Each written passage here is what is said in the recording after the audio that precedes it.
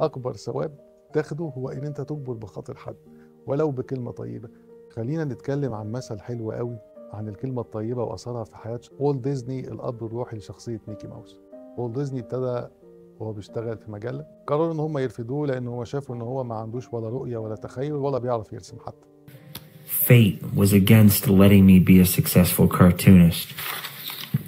Gosh, I used to envy the guys who were knocking out what looked like Big Jack in those days, and I wondered if I could ever reach the top. Feelings of disappointment can either drown you or shape you. Sometimes it may just be a new beginning. مشي من المجله اللي كان فيها، ولكن كان في صوت واحد هو اللي بيشجعه، هو واحد من زمايله اللي كان مؤمن بيه. قال له انت طريقتك في سرد القصص حلوه جدا وطريقتك جميله جدا، فلازم تكمل واوعى تستسلم. من هنا الكلمه دي اثرت فيه جدا، وبقى هو والت ديزني الاب الروحي لشخصيه ميكي ماوس اللي كلنا بنحبها. ولو ما كانتش الكلمه الطيبه دي في حياته وفي حد سنده وقت الشده، ما كانش بقى هو والت ديزني وما كناش شفنا ميكي ماوس اصلا.